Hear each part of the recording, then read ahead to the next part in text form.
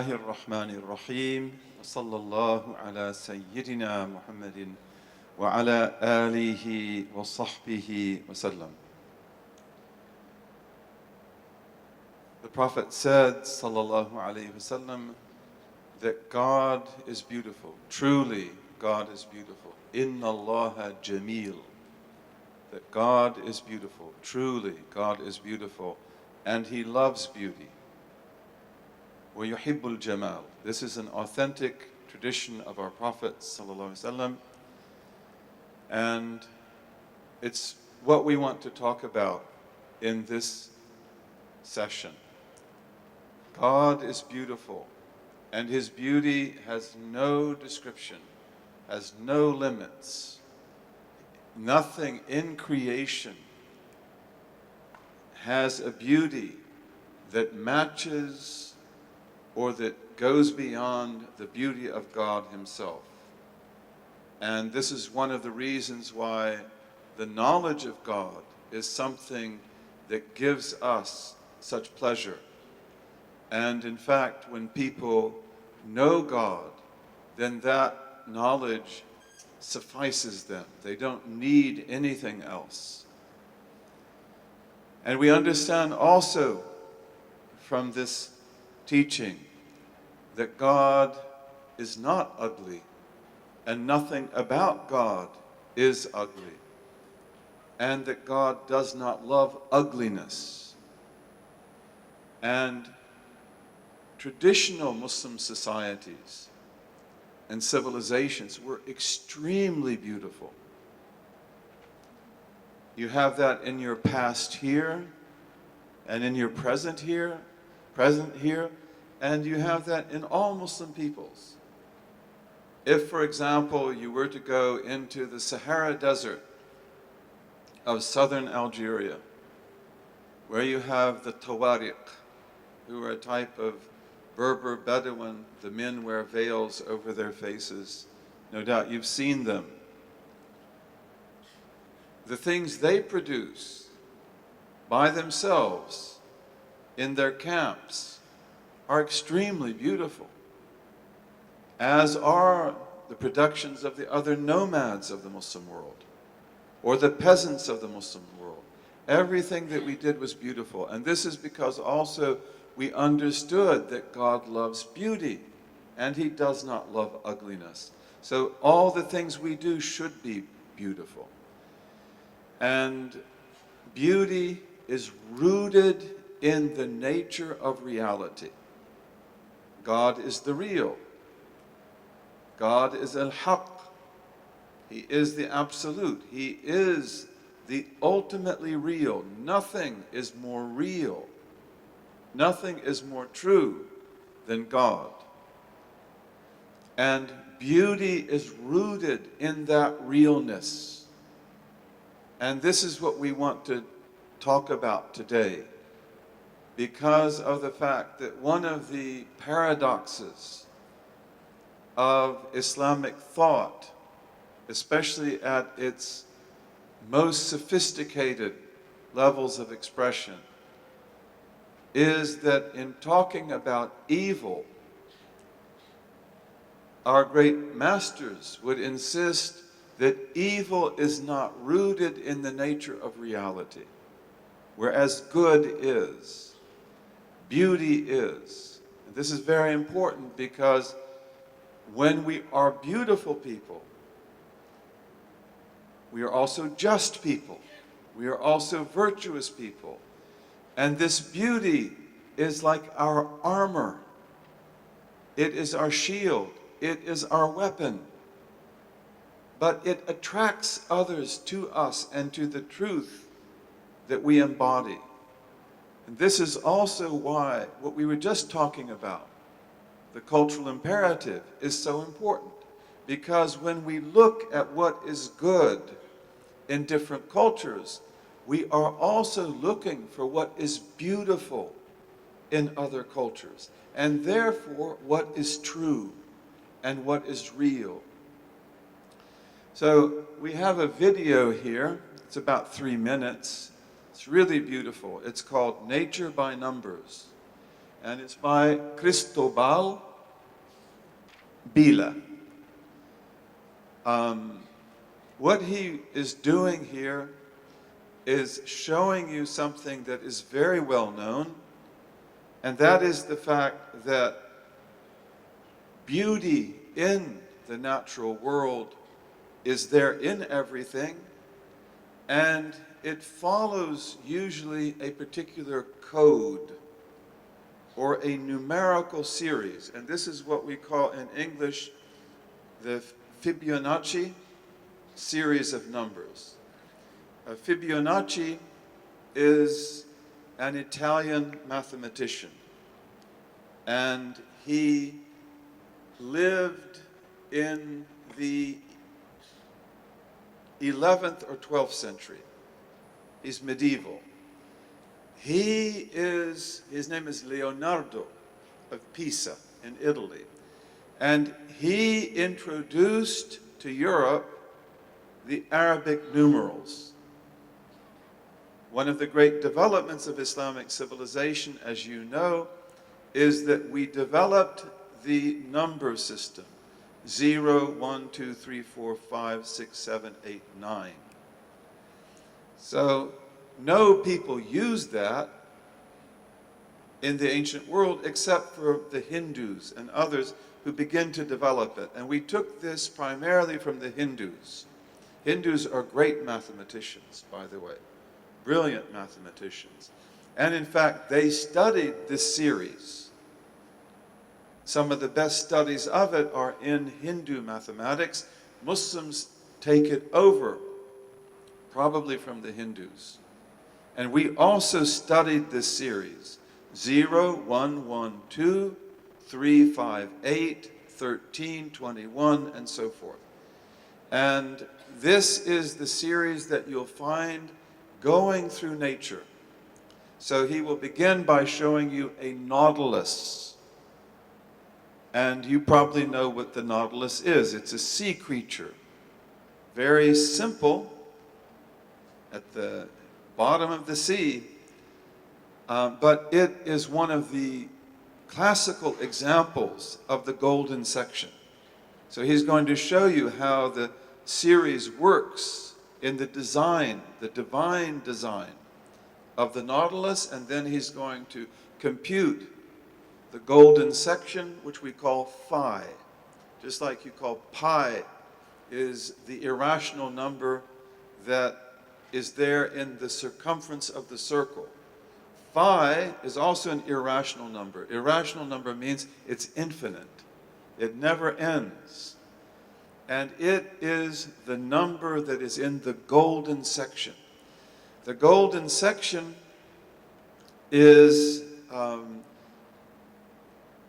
the simplest proportion in creation that is a perfect cut that leads to infinity. And you'll see that in this beautiful video, bi'idhnillahi ta'ala. And in theology, one of the most important issues is the assertion that out of from the oneness of God, God is absolutely one in a way that we cannot even comprehend. There is no plurality in God. There is no multiplicity in God. His knowledge takes in every flower, every bird, every feather, every possibility, the possibilities that are and the possibilities that are not. And yet in God's knowledge there is no multiplicity. It is absolute oneness, and we affirm that, but on the basis of what we know from experience, we cannot fathom that. Always in Aqidah, we will say his speech is one, his life is one, his will is one, his knowledge is one, and so forth. But out of this oneness, which has no plurality and no change, comes infinite multiplicity. This is one of the biggest of all theological questions not just for us, but for all people, whether they are Taoists or whether they are Hindus or whether they are Christians or whatever they may be. And to answer that question, one of the best ways is to look at this series and to see how this golden section goes through everything in creation. So let's look at this short video.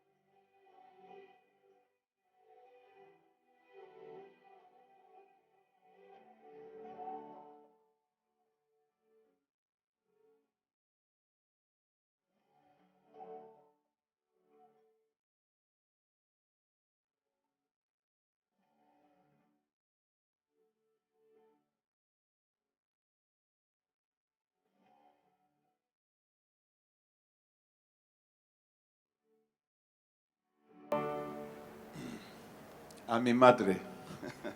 What does that mean? A mi madre. For my mother. So God bless his mother. And God bless him. Cristobal. Cristobal. He's Catalan. He's from northeastern Spain. And pray for him. Maybe he's a Muslim. If he's not, he's very close. He's very close. He can't resist. That's a really beautiful film, and these are the kind of things that we have to look for. These are the kind of things that we have to produce. And also, this is about 3 minutes, and 3 minutes is the attention span of many people today in this age of video games and so forth, and all sorts of diversions. So this is really a brilliant masterpiece. But here you see how design goes through everything in creation. And not just that it goes through everything in creation, but that design is perfect to the extent that you cannot improve on it. And generally it follows the Fibonacci series and the golden section. When you looked at the sunflower, you know that the sunflower has in it these little flowers. How many petals? 5. That's the series. The clover has how many petals? 3. That's the series. A 4-leaf clover, the Irish believe, is good luck. But 4-leaf clovers are not pretty because they have 4 leaves and not 3. 3 is more beautiful. But 4 can be lucky because it's an exception. And you'll find that if you count the petals of flowers, you're often going to get the series, which will be 3, 5, 8, 13, 21, and so forth. God is beautiful. And this beauty glorifies his praises. As the Quran says in the readings we had for today, and in so many verses, all creation glorifies God.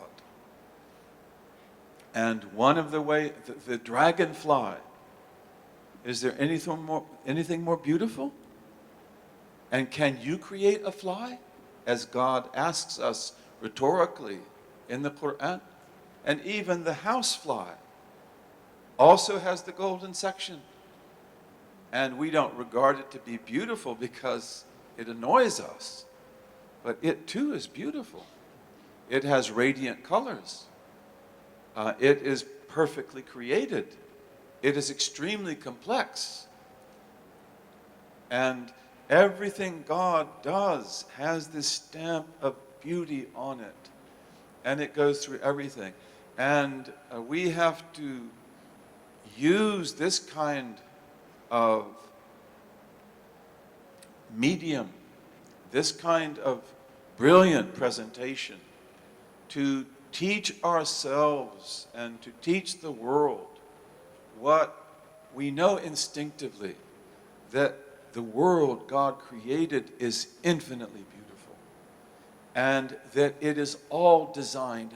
Nothing in that world happens by chance. And the golden section is always only one cut in an infinite series of other possible cuts. But it is the only one that gives you that irrational number, that proportion that extends into infinity, and that produces all these other manifestations of beauty out of it. There is no chance in creation. God created the world beautifully. And we have to give this message over and over again. And this is why the knowledge of God is intoxicating. All of us know these truths in our hearts.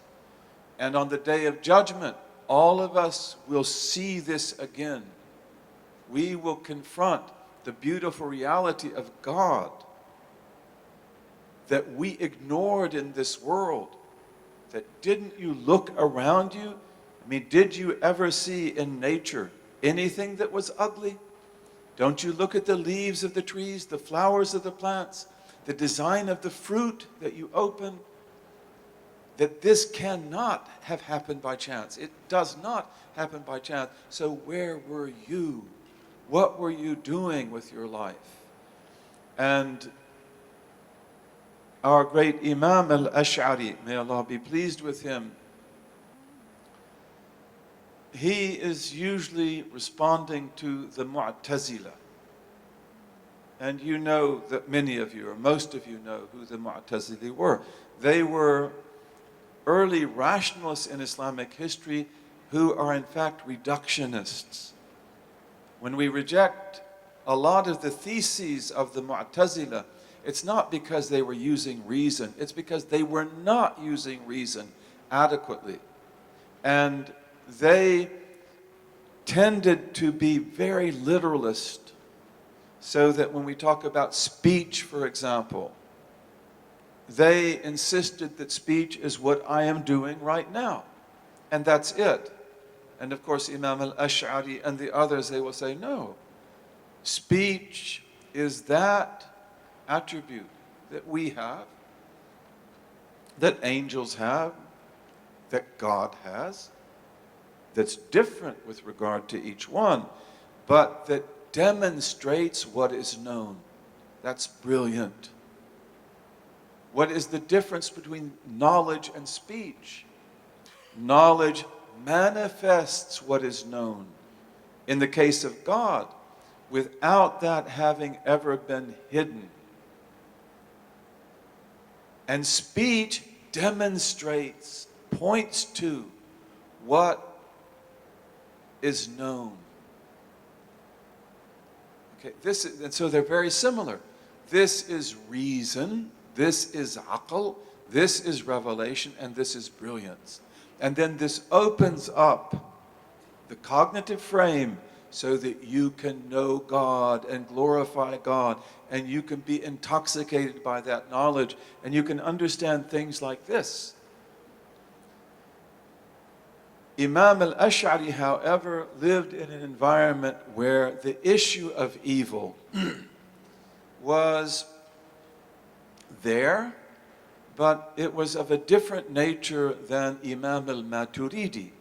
Imam al-Maturidi, who is a contemporary of al-Ash'ari, he lives in Samarkand, in Central Asia. And he was a great man, as al-Ash'ari was too. They're great imams, brilliant imams. But al-Maturidi is surrounded by Buddhists and Zoroastrians and Magians. They're not the same. They're similar, but they're not the same. And then also by some Jews and Christians and others. But for al-Maturidi, the issue of evil is different, because in his environment, you have people, especially the Magians, who believe that evil is one of the principles of the cosmos. And you have an evil, dark principle. And you have a good, beautiful principle. And these two conflict with each other eternally. So therefore, al-Maturidi is going to deal with things regarding evil that Imam al-Ash'ari is not challenged to deal with, because this discourse is not part of the Iraq and the central Islamic world that he belonged to. So al-Maturidi then, he talks about evil in a very extensive way. And in our tradition, oh my goodness, in our tradition, especially our metaphysical tradition, haqiqah, the tradition of haqa'iq, we also are very concerned about the nature of evil. And so what al-Maturidi will say, among many other things, he uses evil and good to prove that God exists. This is brilliant. And in doing that, he shows that evil cannot be principial. It cannot be a fundamental principle in the cosmos, because it changes. It increases, it decreases, it appears, it disappears. So it cannot be principial. But one of the things that he also emphasizes is that the natural world, which you know very well, but which you just saw some of the manifestations of that you might not have been so conscious of before, and hopefully you will be now, that the natural world is always God's merciful backdrop. that He placed there by which we can gauge our own behavior, good or bad.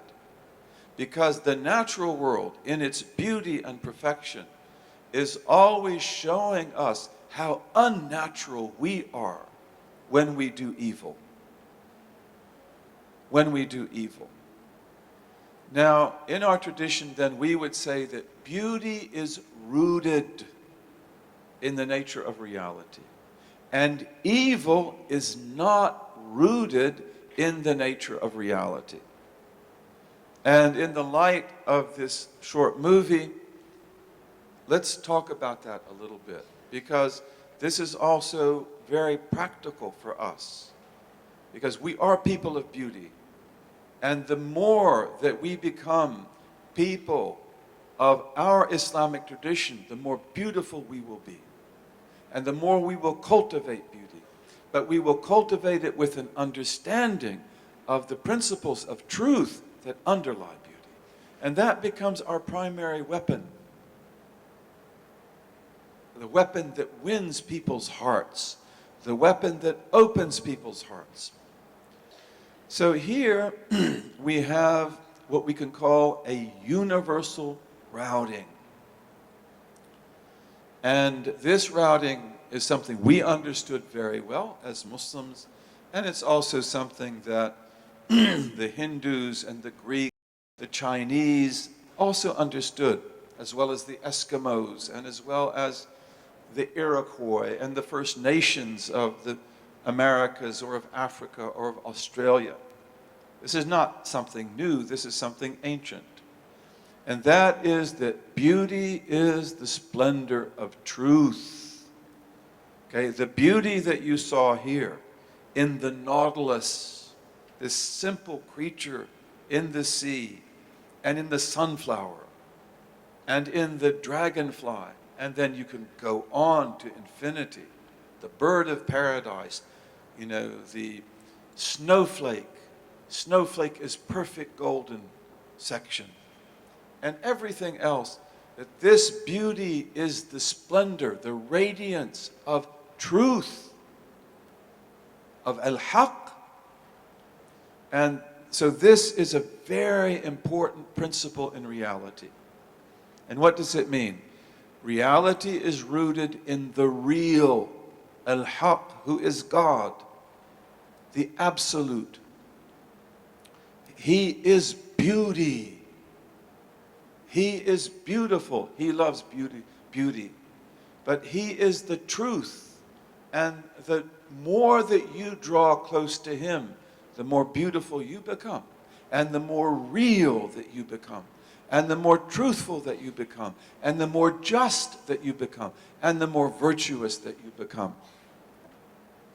And from this truth, which is the truth of the One, al-haq, comes virtue, goodness. And we would say that virtue goes through all of nature.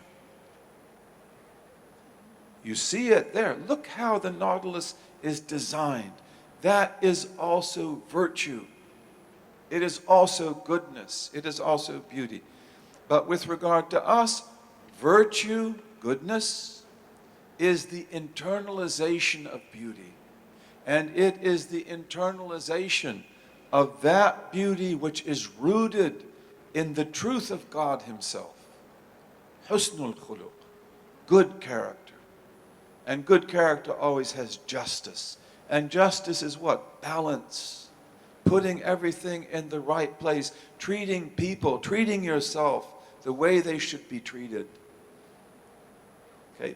Balance, justice, virtue, internal beauty, which in the case of justice expresses itself inwardly and outwardly. And then from that you get beauty, which is the way you dress, the way you cook, the way you decorate your house, the way you do your garden, the way you build your buildings. The greatest form of art, many Muslims would have said, is architecture. Architecture is the supreme art. Architecture is to art like metaphysics ought to be to science. So this beauty then, and we were beautiful people. We were a society of crafts. And I have heard that in Malaysia now, you have people that are bringing back the ancient crafts that were practiced here. They were practiced everywhere in the Muslim world. And that's because we were a people of guilds. We loved skilled labor, whether it was in agriculture, in the building of the houses of the villages, or the mosques, or everything. We were extremely skilled people in everything that we did. And we're not alone in that. The Chinese were like that as well. Many other peoples were like that as well. But this is because for us, beauty was an essential value of creation. And we did not want to do things in a sloppy way. We did not want to do things in a way that is not worthy of the beauty of God. This is what we must be today. And we knew that that beauty is powerful. That beauty is strong. That beauty attracts people. So that's a universal routing. Truth, God being at the top, and then what comes next, if you like, virtue, goodness, and then beauty, outward beauty. These three go together. And then you have another universal routing, which is not beautiful, and that is falsehood. Falsehood doesn't go very high, but it does manifest itself. The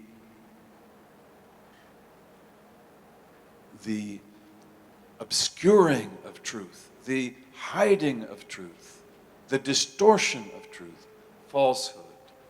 And out of falsehood comes what? Not virtue, but vice. And especially evil. And then out of that comes what? Ugliness. And this is also why we did not love ugliness, because it is the brand of falsehood. It has no place. And one of the great dilemmas of the modern secular world, and those of you who've studied modern secular thought, you know a lot about this. Read T.S. Eliot's The Wasteland. You know, look at the other literature and poetry in French and in English, you know, of the 19th century especially, and in the 20th century. The wasteland, the hollow men. We are the straw men. We are the hollow men. I did not know that death had undone so many walking over the bridge in London, right? So, ugliness. And if we study modern literature, especially at the end of the 19th century, Victorian period, Edwardian period, into the 20th century, one of the main things the poets are talking about everywhere, and James Joyce and others, is the ugliness of the modern world. And the modern world knows that it has a big problem with beauty. It cannot produce it easily. And this is because it also has a big problem with truth, and with God, and with virtue, and with goodness. And out of that comes ugliness. And we and the modern world would love to be beautiful. And of course, the modern world architects and others are always trying to get back to beauty. And you do a really good job of that in this country, because you do have a lot of beauty in your secular cities. And that's significant. And it means that there's truth there also. But in a lot of places, we just can't do it. We can't put it back together. And this is very important because beauty is that gift that we are given when we get it right, when we connect to the truth. And it gives us immense creativity. This is immense creativity. This video, that man's got some access to truth. I don't know him, So I don't know how far it goes. I hope it goes all the way. But we have access to the truth, therefore we have access to beauty. And if we lose that access, we can't just make up beauty. You can't do that. Because beauty is always ontological. Beauty is rooted in the nature of reality. And we're out of time. But the point to make here is that when we know the truth, not only do we become beautiful, but we also become strong. And we also become people who are able to attract to us all the others and to transform them. Evil, on the other hand, never has that strength. And although we live in a world in which there is much ugliness and there is evil, look at what's happening in Syria. Look at what's happening in Iraq. Look at what happened in the Yemen and is happening. Look at Libya. Look at Burma. And you can look elsewhere as well. Look at the plight of the homeless in Chicago or New York or other cities. It shouldn't be like this. In my city of Chicago, we have about, and Dr. Adil could correct that, we have maybe about, on the average, 70 attempted homicides, murders, every weekend. What is that? You see, and also, if you look at the inner city, in my city, Chicago, or in New York, or Philadelphia, or Flint, or Detroit, and you can go on and on, they are ugly. Ugly. They shouldn't be this way. They shouldn't. Broken windows, boarded up windows, rats, poverty. And then you are surprised that out of that comes insanity, that out of that comes crime, robbery, drugs, murder, prostitution, and you can go on and on. Because the environment here is an ugly environment, which is inhuman. And therefore, and Maturidi would have told us this, it will encourage evil because it becomes the unnatural backdrop that shows people that truth may not exist, that virtue is just a word, and it breeds cynicism and hopelessness and despair. Okay, so that needs to be transformed. And to speak of getting people back up on their feet and having justice and so forth, without also beautification. And that beautification's got to be based in truth. It's got to be based in the knowledge of God if you want it to be real and not to be artificial. And in virtue, that then will restore the human being. And this has got to be one of our most important missions. We have so many things that we are capable of doing. We are the people. Humanism comes from us. Scholasticism comes from us. The PhD degree came from us. The university system came from us. The doctoral dissertation comes from us. Academic freedom comes from us. Humanism comes from us. And the person to read here, as you know, if you've listened to me, is George Makdisi. M-A-K-D-I-S-I, The Rise of Colleges and the Rise of Humanism, academic works of supreme quality. But our humanism was a transcendent humanism in which we try to develop beauty in the human being, the transcendent soul, the heart, so that we become human beings who are worthy of being the children of Adam and who have a great effect on creation. We have so much to do, but one of them is to bring back beauty, let's say into the inner city, into the ghetto, among the poor and the oppressed, those who cannot find a way forward. Feed them, clothe them, take care of them, train them, develop them, give them knowledge, One of the realities that we have in the 20th and 21st century is the development of the science of permaculture. And Jeff Lawton, who is one of the leading experts on permaculture, is a Muslim, by the way. He embraced Islam.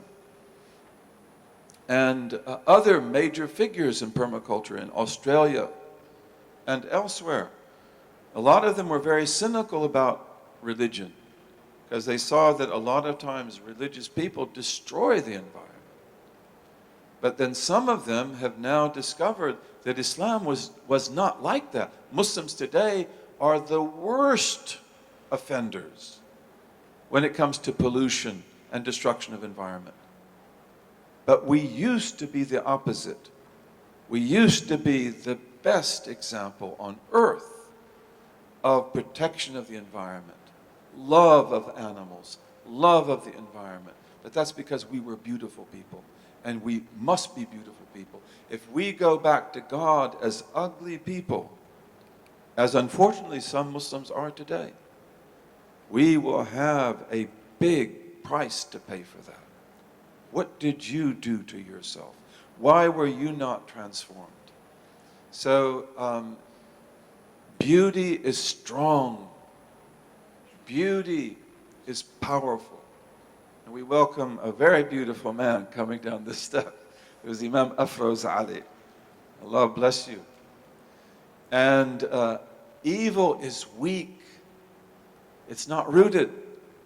And we're going to end here. But I became a Muslim, as many of you know, through Malcolm X. Malcolm X was strong. And he knew that he would not live long. You have here in Kuala Lumpur Malik Badri, who is one of the great professors here, Sudanese. He was a personal friend of Malcolm X. Malcolm X came to Beirut after his pilgrimage just because Malik Badri was there. And Malcolm spoke at AUB, American University of Beirut. He packed it. The streets were full of people. And African Americans who were there listening to him were crying as he spoke. And as soon as they would do that, he would say something humorous, because he was very humorous. And he'd make them laugh. I respond to your tears with laughter. And he knew he would be killed. And he told Malik Badri that. He said, I don't have long to live. You'll go back to the United States, you will be killed. And of course, W.D. Muhammad, may Allah have mercy on him, I've seen the letters he wrote to Malcolm that please don't come home. Please stay abroad 3 years at least. Maybe then you can come home safely. Malcolm didn't do that. Why did he not do that? Well, who am I to say? I would believe because he knew that either he'll be killed there or wherever he is abroad. He was being followed by the CIA everywhere he went. Always there was somebody there watching him. And so I think that he preferred that if this is going to happen, let's let it happen on the home turf. That's the best context for it. But in any case, one of the things, even when I was a boy, that amazed me about Malcolm, watching him on television, was how strong he was, how beautiful he was, how he could smile, how the people interviewing him, who were white supremacists, white racists, who despise him and his people, they never faze him in any way. They don't make him angry. They don't make him defensive. Why? Because he's connected to truth. He's connected to virtue. He's connected to beauty, and he's strong. He's rooted. And evil is not that way.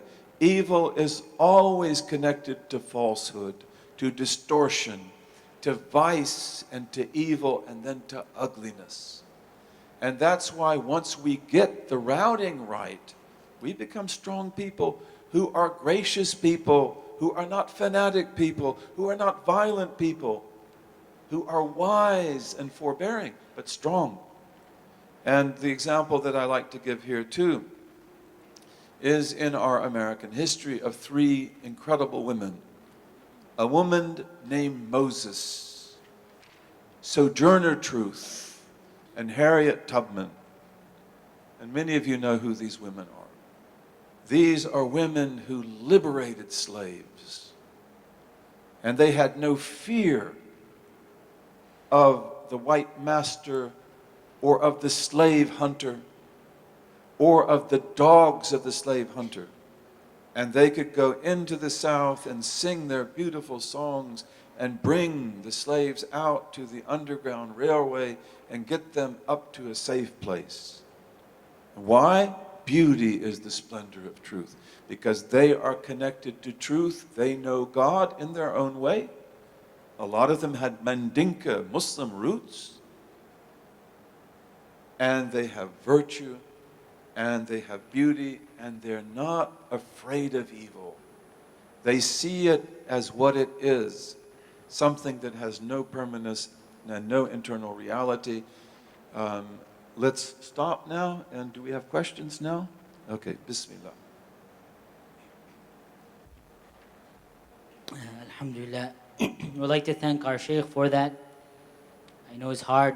I have the very uncomfortable job of showing him these little papers. May he forgive me. Listening to him.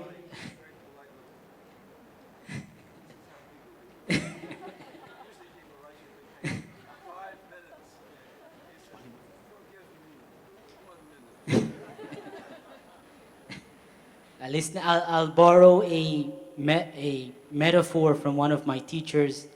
Listening to him is like having cold Zamzam poured onto the heart. And stopping that is very difficult. We'll take, I think time only allows one question. The organizer hope for two, inshallah. And there is a question already submitted by one of the sisters in the audience, which is basically, what is the legal ruling concerning celebrating Mawlid and Isra al-Mi'raj? And the question is against the backdrop of some fitna that occurred, apparently. Jazakumullah. Usually I don't like to answer questions like this because of the fact that I'm not a faqih, and I don't claim to be a faqih. And there are people who can answer this question much better than I can, like Imam Afroz Ali. It's true, he's shaking his head, but it's true, he can answer it much better. And many others. The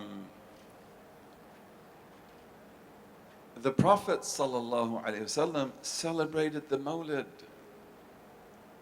The Prophet fasted on Mondays. And why? Monday and Thursday are special days. But one of the reasons why he fasted on Mondays is because he was born on a Monday. And he mentions that. He celebrated the day he was born, Monday of every week. And his birth is a cosmic event. And we must respect different opinions. And there are scholars who are leery of the Mawlid, who are legitimate scholars, by the way. Why are they leery of the Mawlid? Not really because of the Mawlid itself, but because of the fact that the way it manifests itself in some Muslim cultures, they believe to be excessive. I would simply say, let's make it not excessive. And this is one of the duties of the scholar in particular, that wherever there is excess, we have to see that it is balanced properly. I went to Uzbekistan about 6 years ago. And we had a beautiful trip there. We took a lot of people. One of the things that impressed me very much is the fact that the Uzbeks have restored probably all of their sacred architecture, the tombs of the great saints like Imam al-Bukhari, al-Maturidi, great awliya of Allah, al-Kalabathi and others. And they restored them as if nothing ever happened to them. The Soviets destroyed most of that. They took mosques and turned them into horse stables. And the Uzbeks have rebuilt all of that, or at least most of it. The things we wanted to see, they were there again. And one of the things that impressed me is that in restoring the maqams, they also do it the way it was done traditionally. And that is when you have a really big maqam, then you always have scholars there. The scholar is happy to be at the maqam, but he will also speak to the people, he will also tell them about this saint, he will also make dua for them, recite the Quran for them, and he will also make sure that there's nothing excessive. In 1988, I was able to take my family to Algeria. And we went to Tlemcen to visit Abu Madyan al-Ghawth, who's one of the greatest of all the awliya of history. He is amazing, Abu Madyan. He's one of the murids of Shaykh Abdul Qadir al-Jilani. And the Ba'alawi tariqah comes through Abu Madyan, through Shaykh Abdul Qadir al-Jilani. Its silsila goes back to Shaykh Abdul Qadir al-Jilani.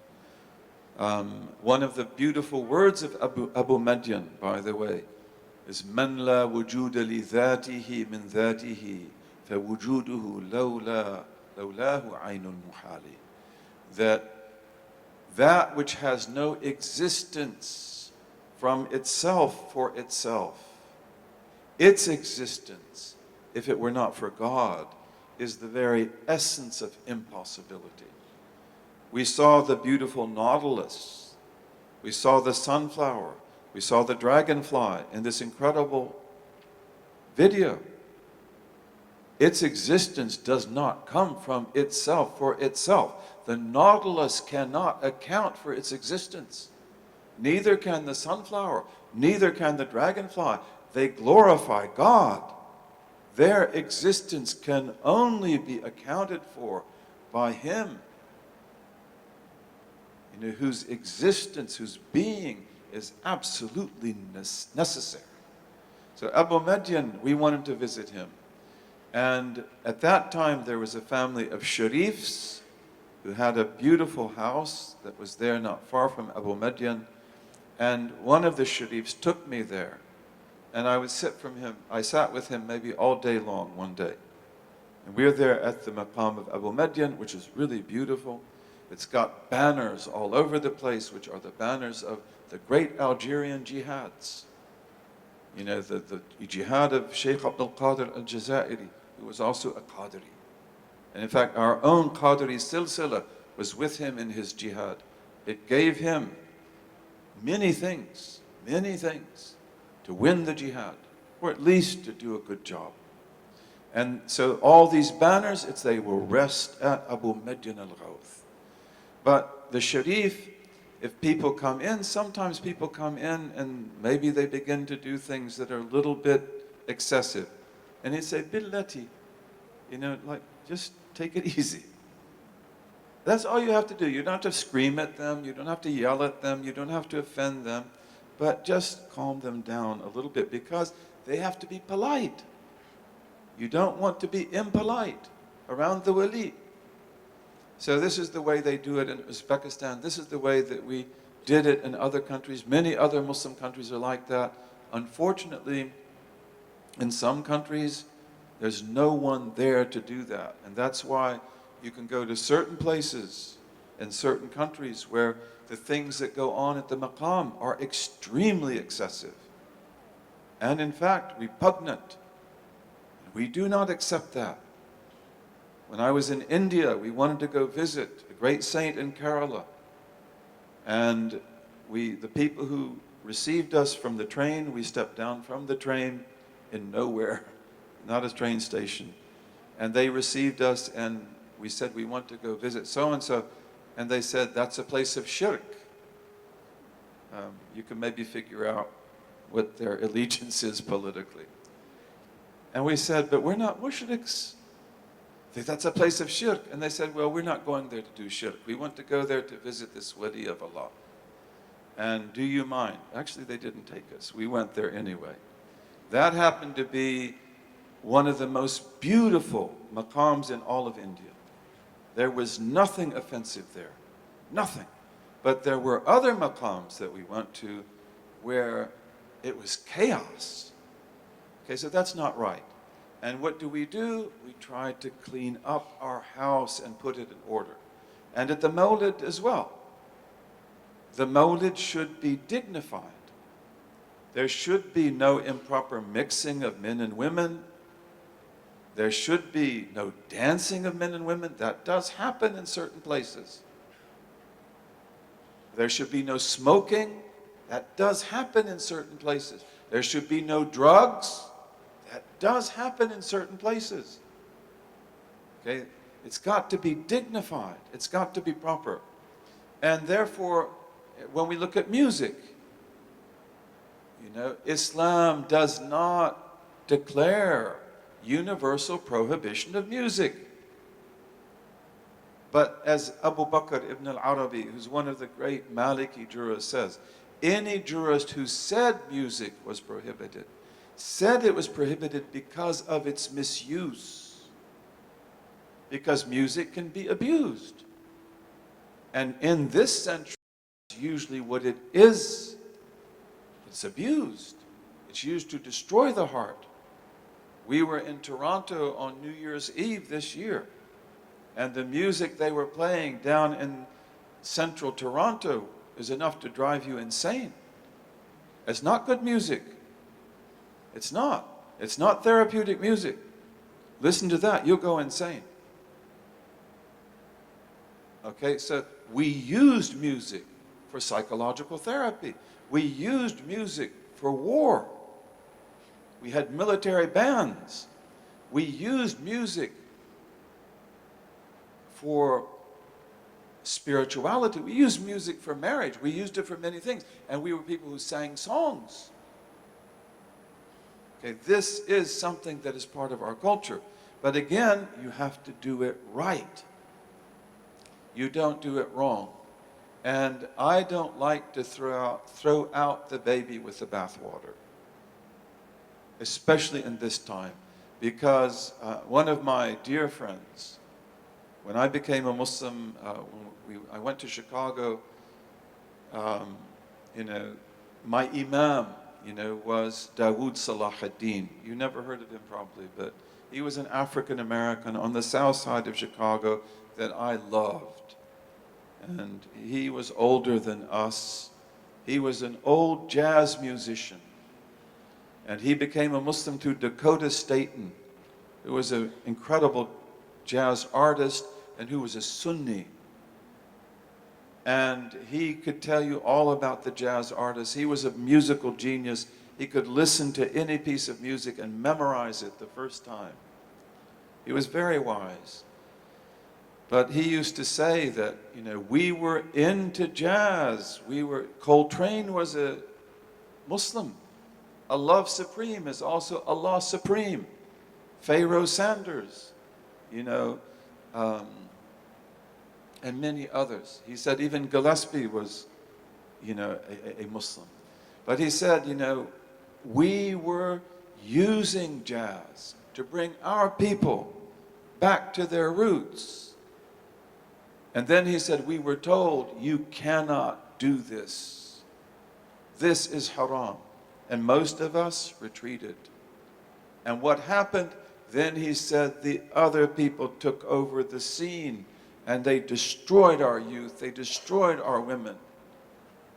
They destroyed everything.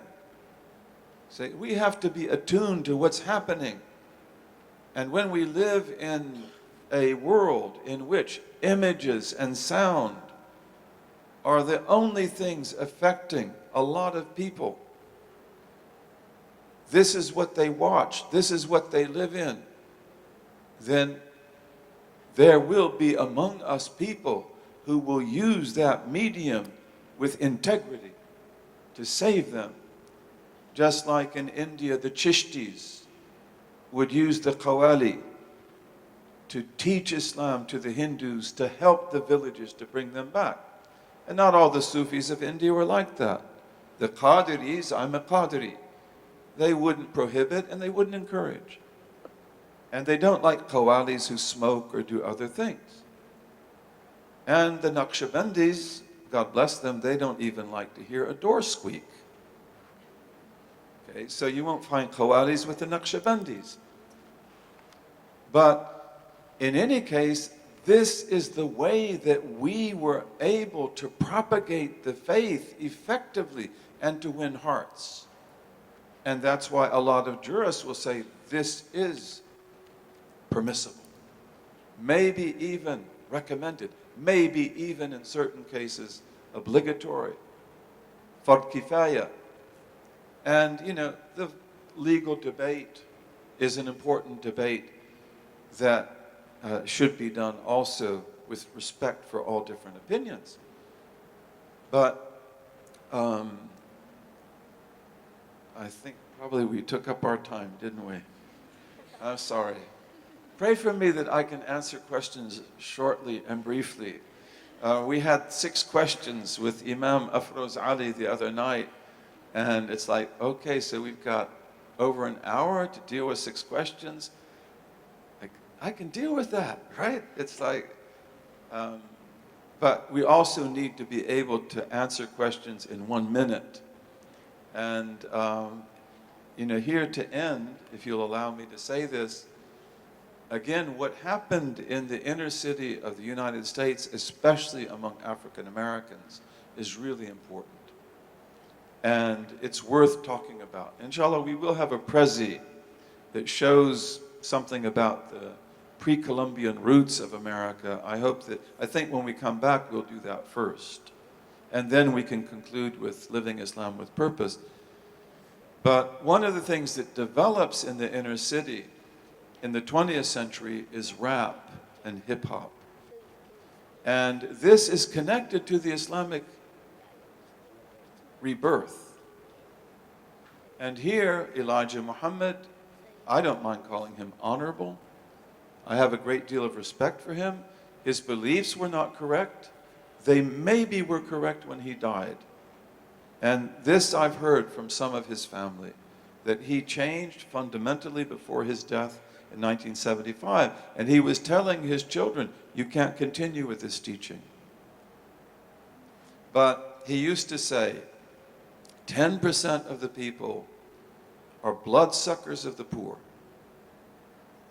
85% of the people are deaf, dumb, and blind. 5% of the people have got to be teachers of the poor. This is where you get the expression that you've probably heard of 5%er. And most people don't know what it means or where it comes from. But I love that expression. And I believe, you know, that we should be those teachers of the poor. We've got to do that. And the rap artists, they were originally the 5%ers. And what they do is they are taught how to rap about Islam, about virtue, about against drugs, against prostitution, against gangs and everything else. And they've got it down. And they're given ijazah. They have sheikhs. And they will do it on the corner of the street. And breakdancing was also developed for the same purpose by Puerto Ricans and by African Americans who can't go into clubs anyway. Clubs are segregated. They want to dance without getting dirty. They can't use the floor, the stage floor. And all of this is part of that movement to bring back consciousness. But the 5%ers, they will rap to you about the truth. And their lines are memorized. And they can't make a mistake. They've got to get it right. And I think that this is something valuable for us. Not that we're going to be rappers, but that we need to have answers that are very short for every question. Why is there this? Why is there that? Why did the Prophet ﷺ do this? Why do you allow for this? Why do you not allow for that?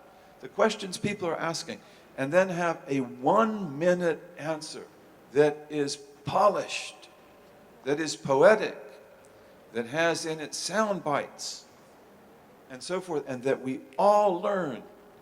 And then when they ask that question, what I say, what Imam Afroz says, what you say, or you say, or you say, is the same thing. That then begins to have profound effect. That has a profound effect. And of course, then we have the big discussion, like what we're doing today. That's what we call knowledge. That's what we call teaching. But you don't begin there. You've got to begin there by pulling their collar, as we would say. Let me pull your coat. That's what we used to say in the inner city.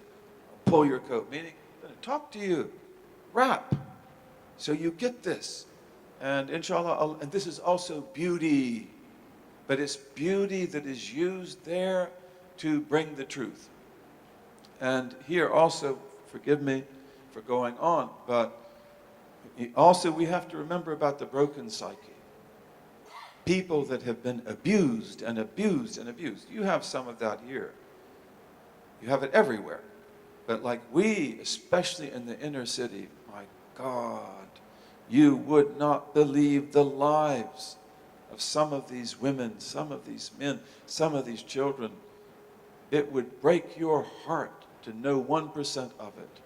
This is the way they lived for years and years. Abuse, fear, no security. In Chicago, Iman, the inner city Muslim Action Network, Rami Nashashibi, a brilliant man. Brilliant man. They have headquarters in southern Chicago. And certain young blacks, they will try to come there. But they've got to cross gang territory to do that. And they could be killed because they don't belong to this gang. They're not from that neighborhood. Okay, this is a difficult situation that we face. But may Allah enable us, to get this right, bi'iznillahi ta'ala, and to bring life back to our people. Wassalamu alaikum.